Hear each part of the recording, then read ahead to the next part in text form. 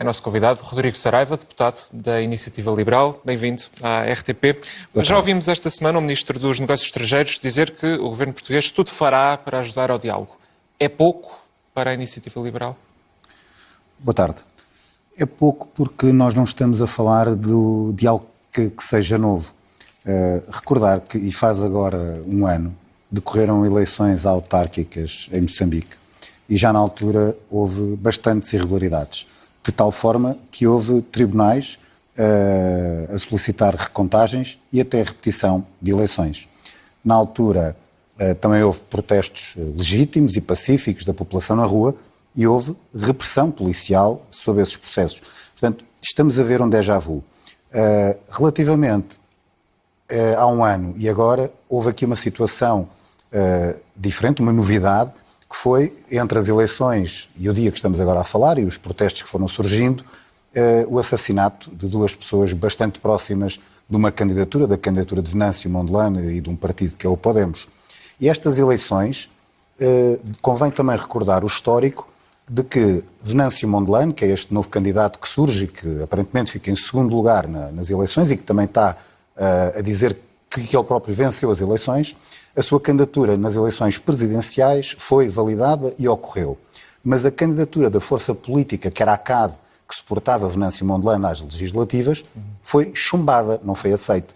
Portanto, logo aí, os alarmes das preocupações deveriam surgir. Poderíamos também aqui referir aquilo que é a preocupação para aquilo que são os índices de desenvolvimento humano e económicos de pobreza de Moçambique, que são dos piores, não só africanos, mas em termos globais. E há duas perspectivas que eu acho que Portugal, não só nós, enquanto partido da oposição, mas a sociedade e, sobretudo, os governos, devem ter uma preocupação com Moçambique. A primeira, naquilo que é a defesa dos direitos humanos, da democracia e da liberdade. Moçambique não tem sido um Estado propriamente democrático, com este histórico que se falou. E depois há uma preocupação para aquilo que é a nossa comunidade que está em Moçambique. São mais de 30 mil pessoas permanentes que vivem. E aqueles, normalmente, os discursos dos governos, seja sobre Moçambique ou até quando foi sobre a Venezuela, por exemplo, e só dizer, sobre a Venezuela, o governo português e os governos do mundo inteiro foram muito rápidos a pronunciar sobre o que aconteceu na Venezuela. Sobre Moçambique, não há a mesma velocidade, o que é estranho. E isto para dizer... Mas tendo em conta a relação que Portugal tem histórica com Moçambique, não compreende essa prudência por parte do governo português e esta escolha de palavras mais prudente por parte do ministro? Não compreendo, porque isto não é uma questão de, podíamos dizer assim, se calhar os governos não têm coragem. O problema é que acaba por sentir que há uma espécie de um trauma pós-colonial. E nós temos que deixar de ter esse trauma pós-colonial relativamente a Moçambique e aos outros países lusófonos.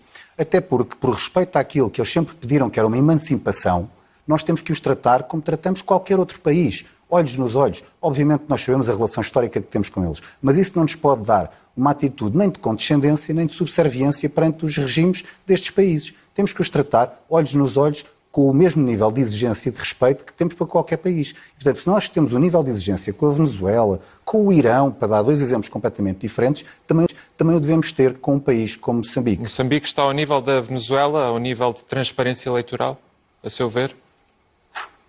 Não sei se não estará pior, e por isso aumenta a preocupação. Porque normalmente os governos têm aqui depois fazem este argumento da preocupação com a nossa comunidade que vive nestes países, na Venezuela ou em Moçambique. Daí eu te perguntar se a prudência não é o melhor caminho, tendo em conta mas é que a prudência faz... a quantidade da comunidade portuguesa naquele país. Mas a prudência diz que a nossa comunidade localmente já sofre diariamente com, vamos lhe chamar, uma burocracia preconceituosa. Vamos lhe chamar assim. A nossa comunidade que vive em Moçambique, que trabalha em Moçambique, que quer investir em Moçambique, que investe em Moçambique, tem graves problemas, seja na burocracia para licenciamentos empresariais, na abertura dos negócios, seja até para ter atestados de residência permanente. Há uma burocracia preconceituosa com a nossa comunidade. E nós vamos continuar a ter muitos, como se costuma dizer, muitos caldos de galinha, não é? Muito cuidado na relação, quando a nossa comunidade que já lá está, que lá vive, já sofre diariamente com demasiada burocracia e uma pressão que limita aquilo que é a sua vida lá e também, para além, da vida depois dos próprios moçambicanos. Portanto, nestas duas perspectivas de uma solidariedade com o povo moçambicano, nós não estamos aqui a falar apenas de uma relação entre Estados. A nossa preocupação é de solidariedade com o povo moçambicano que sofre.